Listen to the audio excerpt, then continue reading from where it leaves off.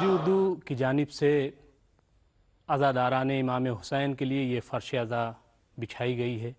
آئیے مجلس کا آغاز کرتے ہیں، اور سوز خوانی کے لیے میں بہت ہی ادب و احترام کے ساتھ دعوت دے رہا ہوں جناب ہدایت علی اور ان کے ہمنوا کو کہ وہ تشریف لائیں اور سوز خوانی سے مجلس کا آغاز کریں۔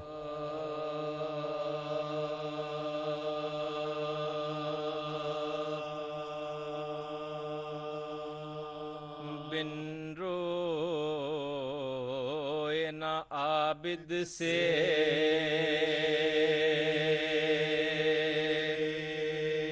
رہا جاتا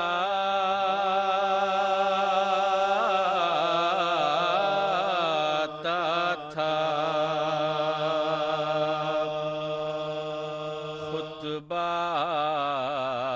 سر منبر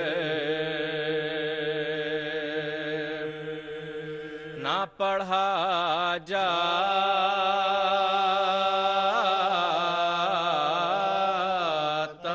تھا، پڑھنے میں اگر لیتے تھے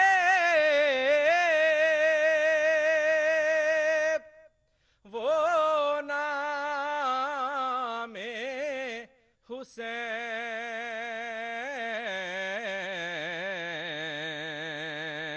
روتے تھے یہاں تک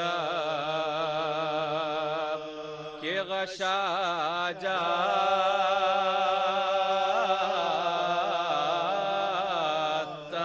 تھا، بن روئے نہ عابد سے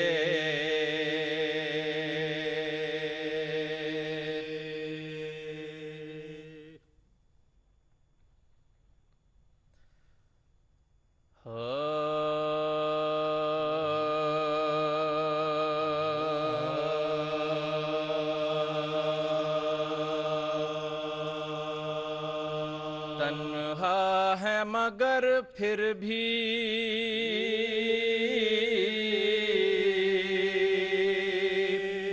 لشکر نظر آتے ہیں،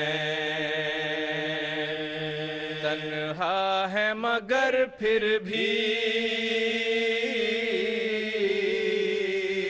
لشکر نظر آتے ہیں، اپا سر میدان حیدر نظر آتے ہیں، اپا سر میدان حیدر نظر آتے ہیں۔ اور شعر سماعت کریں۔ مشہور شجاعت ہے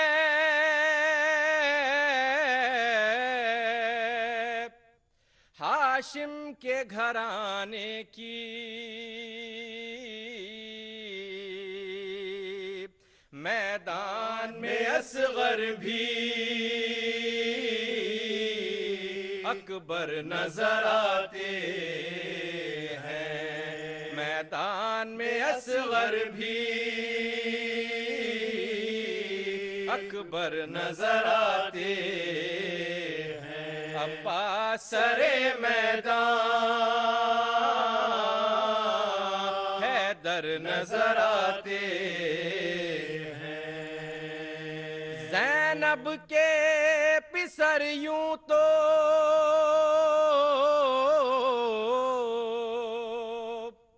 کم سن ہے مگر رن میں حمزہ نظر آتے ہیں، جعفر نظر آتے ہیں، اپا سر میدان حیدر نظر آتے ہیں۔ اور یہ شعر بھی شہزادے علی اصغر کے حوالے سے سماعت کریں۔ اب ایک تبسم ہے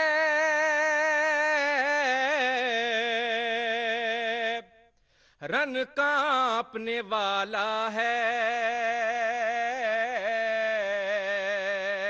आगोश में सरवर की असगर नजर आते हैं, अब्बास सरे मैदान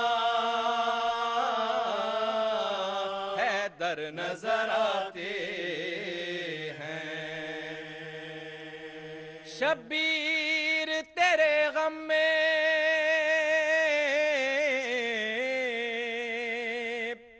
पलकों पे जो आंसू थे, रुमाल में ज़हरा के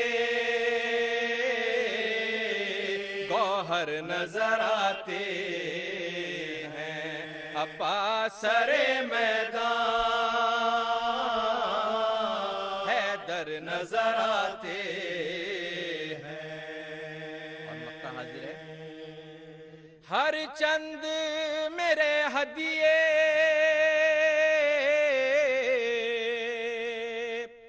तहसीन के लायक हूँ, मौला के लिए फिर भी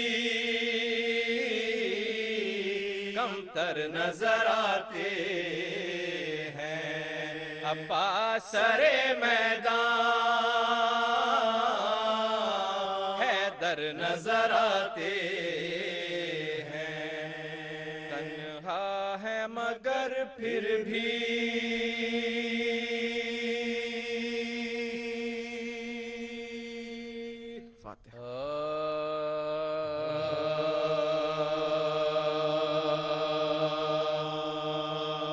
गश हुए प्यास से जब बानों के जानी, असगर तिफल थे सह न सके तश्न दहानी, असगर बानो चिल्लाई मेरे यूसुफ सानी, असगर चले प्यासे न मयसर हुआ पानी, असगर देखूं किन आंखों से मैं हाल तुम्हारा बेटा, है गजब तश्ना लबी ने तुम्हें मारा बेटा, हाय पानी अली असगर में कहाँ से लाऊं, हाथ से जाते हो बेटा तुम्हें क्यों कर पाऊं, दम घुटा जाता है किस तरह न मैं घबराऊं,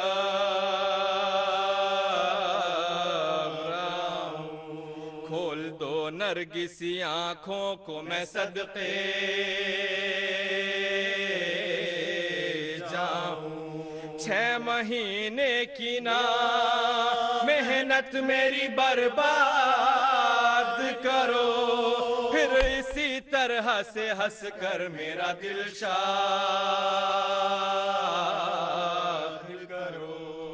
बानो ये कहती थी और खेमे में रोने की थी धूम, गिरद गहवारे असगर के हरम था हुजूम, कहती थी रो रो के ज़ैनब से ये उम्मे कुलसूम, भेजो फिजा के कुजलदाए हैं ईमे मजलूम, कोशिशें आप करे वो के पिसर मरता है, छोटा फर्जंद भी दुनिया से सफर करता है, छोटा फर्जंद भी दुनिया से सफर करता है। हाय शाह ने हाथों पे جھولے سے اٹھایا اس کو، پیار سے چوم کے چھاتی سے لگایا اس کو، پر بہت پیاسے بے حال جو پایا اس کو، جلد لے جا کے لعینوں کو دکھایا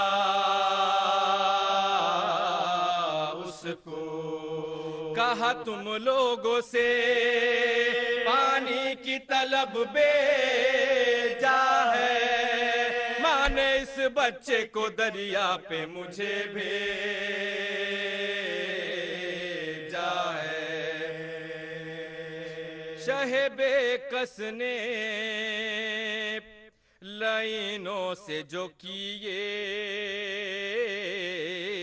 تقریر، ہوئے سر کو نوڑا لیا اور رونے لگے کہ اتنے شریر، ہاتھ میں لے کے کمان کہنے لگا ایک بے پیر، مارتا ہوں پسر فاطمہ کے لال کو تیر، اس کی گردن سے جو پیکان گزر جائے گا، ساتھ فرزند کے شبیر بھی مر جائے گا۔ ہائے شہ کے ہاتھوں پہ تڑپنے لگا وہ طفل صغیر، دم گلے میں جو رکا ہو گئی حالت تغیر، ذوف سے کانپتے تھے دست جناب شبیر، نہ سنبھل سکتا تھا بچہ نہ نکل سکتا تھا، نہ سنبھل سکتا تھا بچہ نہ نکل سکتا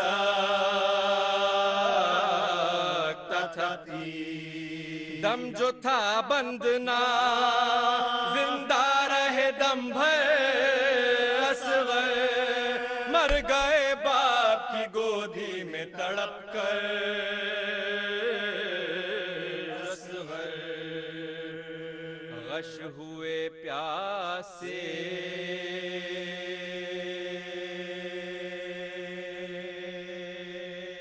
سوز خوانی کے بعد آئیے اب ہم خطیب کو دعوت دیں۔ خطیب وہ جو ذہنوں کو جھنجھوڑے اور سوئے ہوئے کو بیدار کر دے، ادیب وہ جو اپنی بات کچھ اس انداز سے کہے کہ ذہن سے ہوتے ہوئے دل میں اتر جائے، اور عالم وہ جو حق کو حق کہے اور باطل کو باطل ثابت کرے، اور کہے کہ دور حاضر کے مسلمانوں بنام اسلام جی نہیں سکتے تو مر جاؤ تماشا نہ کرو، لکھ گئے خون سے مقتل میں 72 پیاسے، قتل ہو جاؤ مگر دین کا سودا نہ کرو۔ آئیے حضرات، میں ایک بہت ہی عالمی شہرت یافتہ شخصیت کو دعوت دے رہا ہوں، حجت الاسلام مولانا سید کلب جواد نقوی صاحب کو، کہ وہ ممبر پہ تشریف لائیں اور آج کی مجلس کو خطاب کریں۔ اعوذ باللہ من الشیطان اللعین الرجیم، بسم اللہ الرحمن الرحیم، الحمدللہ رب العالمین، والصلاة والسلام علی سید الانبیاء والمرسلین، سیدنا و نبینا و شفیع المذنبین ابی القاسم محمد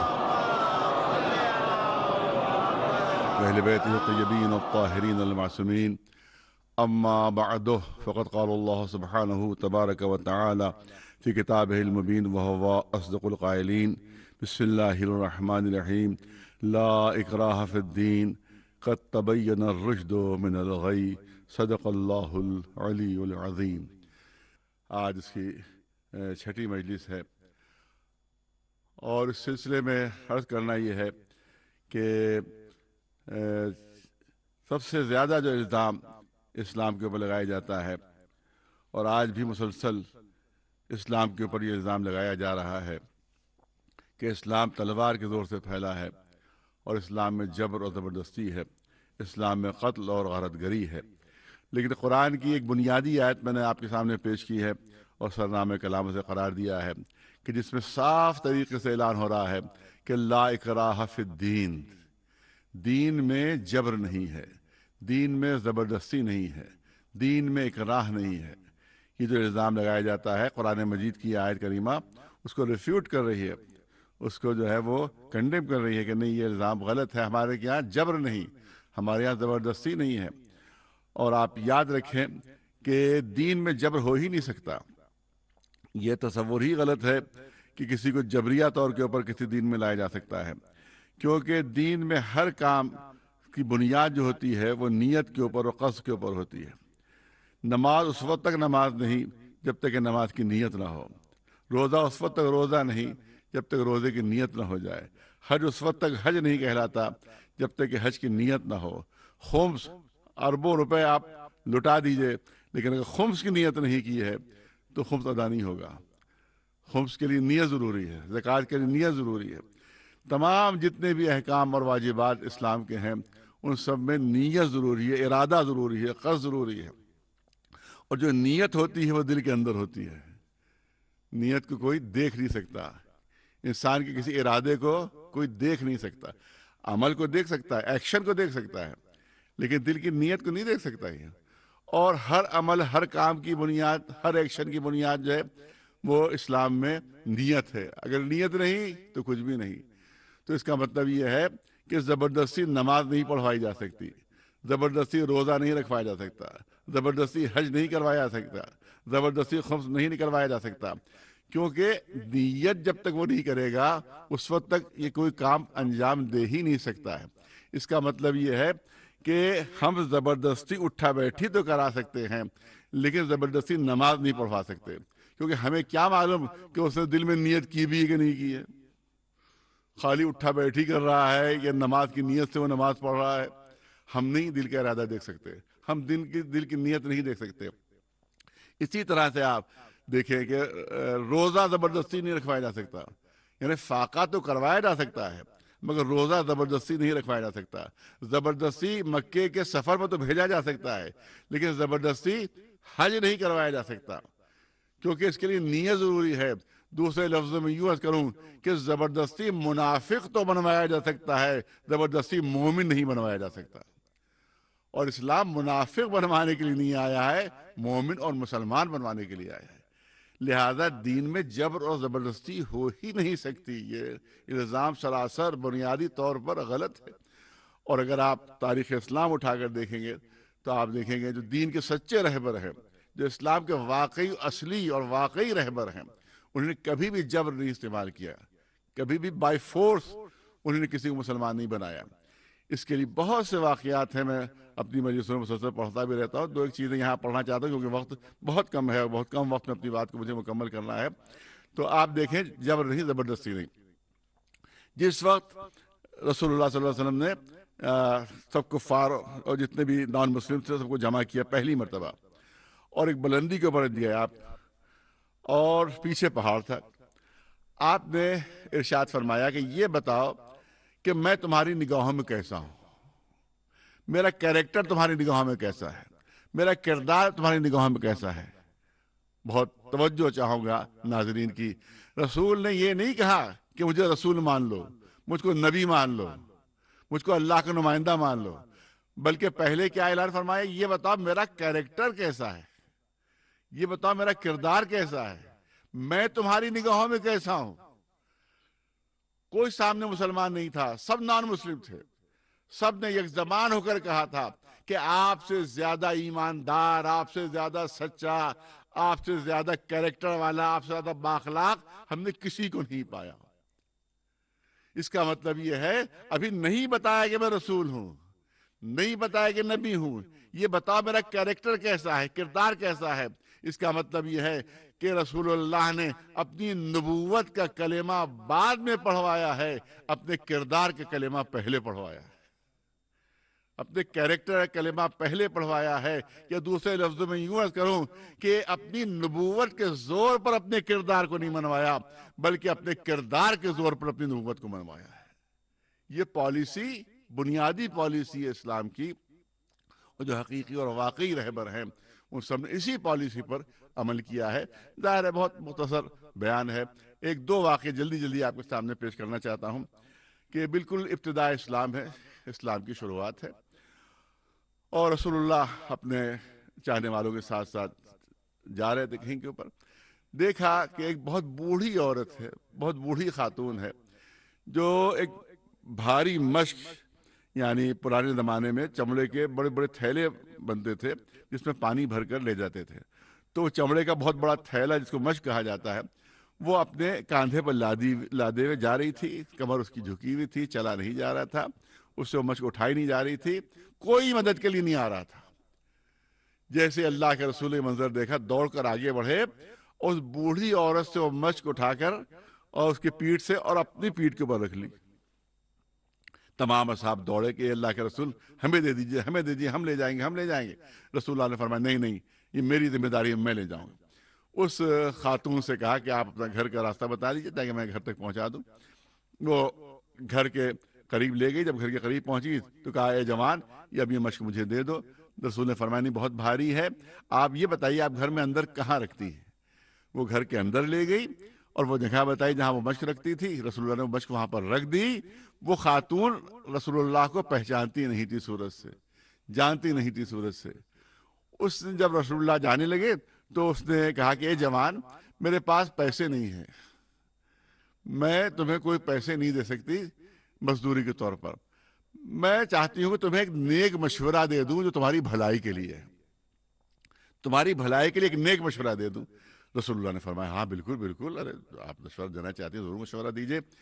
تو وہ عورت کہتی، بوڑھی عورت، کہ دیکھو، پہچانتی نہیں تھی رسول اللہ کو، جانتی نہیں تھی کس نے مدد کی ہے، دیکھو ہمارے علاقے میں ایک محمد نام کا جادوگر آ گیا ہے، وہ ایسا جادوگر ہے کہ جس پر بھی وہ جادو کر دیتا ہے وہ اپنا پرانا مذہب دین چھوڑ کر اس کا گرویدہ ہو جاتا ہے اور اپنا دھرم چھوڑ دیتا ہے، وہ اپنا مذہب چھوڑ دیتا ہے۔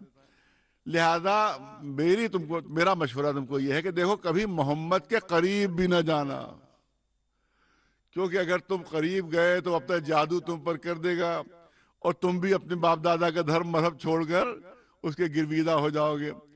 یہ سننا تھا۔ رسول اللہ نے فرمایا کہ میرے لیے تو آپ کے مشورے پر عمل کرنا ممکن نہیں ہے۔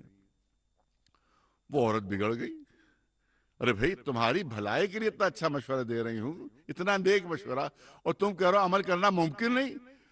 کیسے ممکن نہیں؟ کہا اس لیے ممکن نہیں ہے کہ جس محمد سے دور جانے کا آپ مشورہ دے رہی ہیں وہ محمد تو خود میں ہی ہوں۔ اب تاریخ میں جملے درج ہیں، مبہوت ہو گئی وہ عورت، سکتے میں آ گئی، تم ہی محمد ہو، تم ہی محمد ہو؟ کہا کہ ہاں میں ہی محمد ہوں۔ اب اس کے جملے تاریخ میں محفوظ ہیں۔ اس نے جملے یہ کہے کہ میرے رشتہ دار دیکھ رہے تھے کہ مجھے مدد کی ضرورت ہے مگر وہ میری مدد کے لیے نہیں آئے، میرے قبیلے والے دیکھ رہے تھے کہ یہ مشق مجھ سے نہیں اٹھ رہی ہے مگر مدد کے لیے نہیں آئے، دیکھ رہے تھے مگر کسی نے مدد نہیں کی، مگر تم نے بغیر جان پہچان کے، بغیر یہ پوچھے ہوئے کہ میں تمہارے مذہب والی ہوں یا نہیں ہوں، تو فوراً مدد کے لیے آ گئے۔ اب مجھے پتا چلا کہ تمہارا جادو کیا ہے، اب مجھے معلوم ہوا کہ تمہارا جادو کیا ہے۔ تمہارا جادو تمہارا اخلاق ہے، تمہارا کردار ہے، تمہارا کیریکٹر۔ مسلمان ہو گئی وہ، نہ زبردستی، نہ جبر، نہ تلوار، نہ تیر، نہ نیزہ، نہ فوج، کچھ بھی نہیں، صرف کیریکٹر کے ذریعے سے مسلمان ہے۔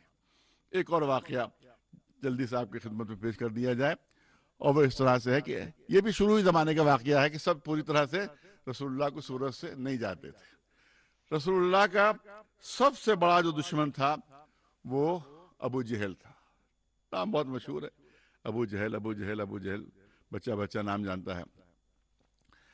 ایک دیہاتی عرب اپنا ایک بہت اچھا اونٹ لے کر آیا مکے میں تاکہ اس کو فروخت کر دے، کیونکہ مکے میں بڑے بڑے مالدار سردار موجود تھے۔ اس کی بدقسمتی کہ جیسے ہی وہ مکے میں داخل ہوا ابو جہل سے ملاقات ہو گئی۔ ابو جہل نے جیسے دیکھا کہ ایک دیہاتی ہے جس کے پاس ایک انتہائی خوبصورت اونٹ ہے، تو وہ لالچ میں اس کے رال ٹپکنے لگی کہ اس کو کسی طرح سے چھینا جائے، کوئی اس کو دھوکہ دیا جائے۔ تو پوچھا اس عرب سے کہ یہ بتاؤ کہ یہ تم کیا فروخت کرنا چاہتے ہو، کیا بیچنا چاہتے ہو؟ اس نے کہا ہاں فروخت کرنا چاہتا ہوں، بیچنا چاہتا ہوں۔ کیا قیمت ہے اس کی؟ کہ 1000 درہم ہے، اس اونٹ کی قیمت جو ہے وہ 1000 درہم ہے۔ کہا کہ لاؤ یہ اونٹ مجھے دو، چلو میرے گھر تک، اور میں تمہیں 1000 درہم جو ہے دے دوں گا۔ وہ بیچارہ بڑا خوش ہوا کہ بھائی تو پہلی داخل ہوتے ہی اتنا بڑا مالدار شخص جو ہے وہ مجھے خریدار کے طور پر مل گیا۔ اب ابو جہل نے کہا کہ اونٹ پکڑا، اس کی بہار پکڑی، اس کے بعد لے کر چلا پیچھے پیچھے وہ بدو عرب، وہ دیہاتی عرب۔ ابو جہل اپنے گھر کے اندر داخل ہوا، اور داخل ہوتے ہی اونٹ کو اندر اس نے کیا اور دروازہ بھڑ سے بند کر دیا۔ اب یہ بیچارہ دیہاتی پکار رہا، ارے دروازہ تو کھولو، میرے پیسے تو دو، یا میرا اونٹ واپس کرو۔ وہ اندر سے وہ بولا، ارے کیسے پیسے، کیسا اونٹ، بھاگ جاؤ ورنہ مار دیے جاؤ گے، نہیں جانتے مجھے کہ میں کون ہوں، بھاگ جاؤ ورنہ تم اپنی جان سے ہاتھ دھو گے۔ اور وہ بیچارہ روتا پیٹتا جب وہ کعبہ شریف کے قریب آیا تو وہاں پر عرب کے سردار کئی موجود تھے، ان سے فریاد کرنے لگا، ارے دیکھیے صاحب وہ ابو جہل نام کے ایک سردار ہیں، انہوں نے میرے ساتھ یہ دھوکہ کیا، اور میں غریب آدمی، میری یہی کل پونجی تھی، اب میں کیا کروں گا، مجھے فاقے کرنا پڑیں گے۔ اب ان کو ایکٹیویٹی سوجھی ان کو۔ اب یہ علی گڑھ یونیورسٹی کے زبان میں اس کو ایکٹیویٹی کہا جاتا ہے، جبکہ بہت ہی خطرناک انہوں نے پلاننگ کو سازش کی۔ اتفاق سے اسی وقت رسول اللہ وہاں پر نماز ادا کر رہے تھے۔ انہی نے کہا اس دیہاتی عرب سے کہ جاؤ، یہ جو ایک شخص وہاں کے اوپر اپنی طریقے سے عبادت کر رہا، جاؤ اور اس کے پاس چلے جاؤ، اس کی ابو جہل سے بڑی دوستی ہے، اور وہ اگر سفارش کر دیں گے تو تم کو ابو جہل یا قیمت دے دے گا یا اونٹ واپس کر دے گا۔ ابھی بڑا خوش ہوا، اور خوش ہو کر وہ پہنچ گیا۔ رسول اللہ حالت نماز میں تھے، جب نماز تمام ہوئی دیکھا سامنے ایک دیہاتی عرب کھڑا ہوا۔ کیا بات ہے، کیوں؟ کہا کہ میں اس لیے آیا ہوں کہ ابو جہل نامی ایک شخص نے میرا اونٹ لے لیا، اور نہ پیسے دے رہا ہے نہ اونٹ واپس کر رہا ہے، اور یہ سامنے جو عرب کے سردار کھڑے ہوئے ہیں انہی نے بتایا کہ آپ کی ابو جہل سے بڑی دوستی ہے، بہت اچھی آپ کے ساتھ دوستی ہے، لہذا آپ اگر کہہ دیں گے تو وہ یہ اونٹ واپس کر دے گا۔ دیکھیے اس میں پلاننگ یہ تھی، سازش یہ تھی کہ یا تو رسول اللہ انکار کر دیں گے، بہت توجہ ہے، بہت توجہ ہے، یا تو رسول اللہ انکار کر دیں گے کہ میں مدد نہیں کر سکتا، تو ان کو پروپیگنڈے کا موقع ملے گا کہ بڑے کمزوروں کے ہمدرد بنتے تھے، بڑے مظلوموں کے مددگار بنتے تھے، ایک مظلوم آیا اور مدد نہیں کی۔ تو ایک صورت تو یہ ہو سکتی تھی۔ دوسری صورت یہ ہو سکتی تھی کہ رسول اللہ مدد کرنے کے لیے جائیں تو بدتمیزی کرے گا، وہ بد تہذیبی کرے گا، گستاخی کرے گا، تو ہمیں ہنسنے کا موقع ملے گا، مذاق اڑانے کا موقع ملے گا کہ صاحب دیکھیے بڑی مدد کے لیے گئے تھے، دیکھیے کیا حشر ہو گیا۔ یہ پلاننگ کے تحت انہوں نے بھیجا تھا اس بدو دیہاتی عرب کو۔ جیسے رسول اللہ نے اس کی بات سنی، فرمایا تعلقات اس سے ہوں چاہے نہ ہو، دوستی اس سے ہو چاہے نہ ہو، میں تیری مدد کے لیے چلتا ہوں۔ اب رسول اللہ اس دیہاتی عرب کو لے کر چلے ابو جہل کے گھر کی طرف۔ یہاں سرداروں نے ایک مخبر کو ساتھ کر دیا، ایک شخص کو، کہ جاؤ پیچھے پیچھے اور یہ دیکھو کہ حشر کیا ہوتا ہے، کیسی بدتمیزی کرتا ہے وہ، کیسی گستاخی کرتا ہے، کیسی وہ حرکتیں کرتا ہے، یہ آ کے پوری خبر ہمیں دو۔ اب جب رسول اللہ وہاں پہنچے، دروازہ کھٹکھٹایا، اندر سے اس نے پوچھا کون؟ رسول نے فرمایا میں ہوں محمد، میں ہوں محمد۔ دوڑتا ہوا آیا، دروازہ کھولا، جیسے رسول کے چہرے پہ نگاہ پڑی، ابو جہل کے چہرے کا رنگ زرد ہو گیا۔ اے محمد آپ کیسے آئے ہیں؟ اے محمد آپ کیوں آئے ہیں؟ کیا تو نے ان کا اونٹ لیا؟ کہاں لیا؟ پیسے دیے کہ نہیں دیے؟ کتنے طے ہوئے تھے؟ 1000۔ جلدی سے لا کر دے۔ اسے ابھی لا رہا ہوں، ابھی لا رہا ہوں۔ دوڑتا ہوا گیا، جا کر اس نے 1000 درہم کی تھیلی لی، آ کر اس عرب کے سپرد کی، گن لو دیکھو پورے ہیں کہ نہیں ہیں، پورے ہیں کہ نہیں، گن لو۔ اس نے کہا نہیں گننے کی ضرورت نہیں ہے، پورے ہیں۔ اس کے بعد رسول اللہ نے، اب وہ ابو جہل کہتا ہے اے محمد کوئی اور حکم ہو تو بتاؤ، بھرپور توجہ چاہوں گا، کوئی اور حکم ہو تو بتاؤ۔ رسول نے فرمایا کوئی اور حکم نہیں، بس یہ وعدہ کرو کہ آئندہ کبھی ایسی حرکت نہیں کرنا۔ ابو جہل نے کہا میں وعدہ کرتا ہوں کہ آئندہ میں کوئی ایسی حرکت نہیں کروں گا. وہ جو مخبر بھیجا تھا ان عرب کے سرداروں نے وہ حیرت سے پورا منظر دیکھ رہا تھا کہ سوچا کیا تھا ہوا کچھ کیا. اب جب یہ واپس پہنچا مخبر کہا بھائی کیا حالت کی, اس نے کون سی گستاخی کی, کہا کچھ بھی نہیں. ارے وہ تو جو محمد کہتے جاتے تھے ابو جہل کرتا جاتا تھا. اب ابو جہل بھی لڑکتا بڑکتا وہاں پہنچا. ارے تم نے تو ہماری ناک کٹوا دی, بے عزتی کروا دی, پوری پلانی ختم کروا دی. اس نے کہا ہمیں خود سمجھ میں نہیں آ رہا تھا کہ مجھے ہو کیا گیا تھا. ارے جو محمد کہتے جاتے تھے وہ میں کرتا جاتا تھا. اب جملوں پر غور کیجئے جو میں عرض کرنا چاہتا ہوں. جو میں نے کہا, جو کہا جاتا ہے اسلام زبردستی پھیلا, اسلام زور سے پھیلا, اسلام تلوار سے پھیلا. مجھے اتنا بتا دیجئے کہ اس طرح سے روحانی طاقت کے ٹرانس میں ابو جہل آ گیا تھا کہ اگر رسول کہتے کہ کلمہ پڑھ لو تو فوراً وہ کلمہ پڑھ لیتا. لیکن رسول نے دنیا پر ثابت کیا کہ مظلوموں کی مدد تو روحانی طاقت سے ہو سکتی ہے مگر کلمہ زبردستی نہیں پڑھوایا جا سکتا. کلمہ اگر پڑھو تو اپنے اختیار سے پڑھو, کلمہ اگر پڑھو تو اپنی مرضی سے پڑھو. یہ ہے کردار, یہ ہے کردار رسالت. اور یہ کردار رسالت ہم کو دیکھنا ہے تو میں ایک میدان میں اور جانا پڑے گا, اور وہ میدان کربلا کا میدان ہے کہ جہاں ایک نوجوان ہے کہ جس کا سن کل 18 برس کا ہے, اور اس کو زبان امامت سند دے رہی ہے کہ پالنے والے تیری بارگاہ میں وہ ہدیہ پیش کر رہا ہوں جو صورت میں, سیرت میں, رفتار میں, گفتار میں تیرے رسول کی ہو بہو شبیہ ہے. یہ کون؟ یہ ہے علی اکبر, یہ حسین کے بیٹے علی اکبر کہ جو پوری طرح سے رسول اللہ کی شبیہ تھے. صرف رفتار میں نہیں, صرف گفتار میں نہیں, صرف صورت میں نہیں. رسول جو سند دے رہے ہیں نواسہ رسول کہ سیرت میں ہو بہو شبیہ ہیں. سیرت میں علی اکبر ہو بہو رسول اللہ کی شبیہ تھے. تصور کیجئے کہ جب یہ نوجوان گیا ہوگا شہادت کے لیے تو حسین کے دل کا کیا ہوا ہوگا. عالم یہ تھا کہ حسین پیچھے پیچھے دوڑ رہے تھے, علی اکبر کے پیچھے پیچھے دوڑ رہے تھے. تو تصور کیجئے جب رخصت کے وقت یہ عالم تھا, جب تو کانوں میں آواز آئی ہوگی کہ بابا علی اکبر کا سلام آخر قبول کیجئے, اس وقت حسین کے دل کا کیا عالم ہوا ہوگا. بس 2-3 جملوں کی زحمت ہے. تاریخ کربلا گواہ ہے کہ علی اکبر تک پہنچتے پہنچتے حسین 70 مرتبہ زمین پر گرے اور اٹھے. لیکن جب علی اکبر کے قریب پہنچے ہیں تو دیکھنے والوں نے منظر دیکھا کہ اب تو حسین گرے ہیں تو حسین سے اٹھا نہیں گیا.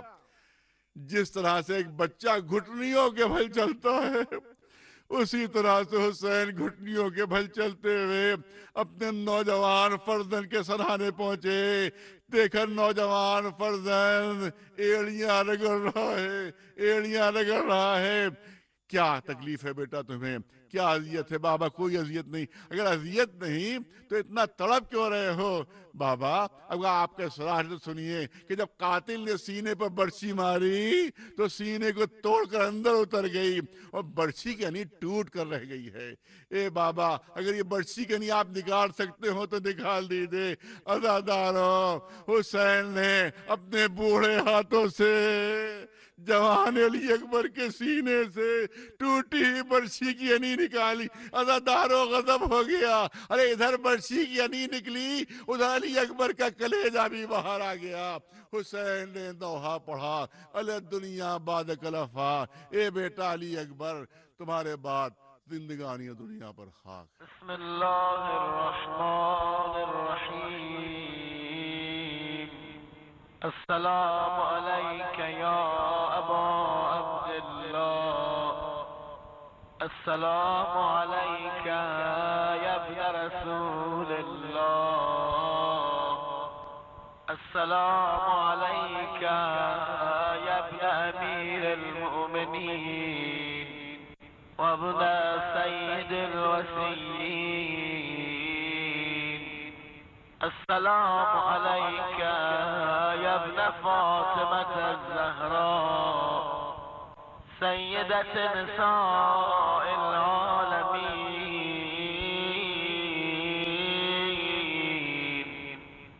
السلام عليك يا صار الله وابن صاره والمثل الموتور. السلام عليك وعلى الأرواح التي حلت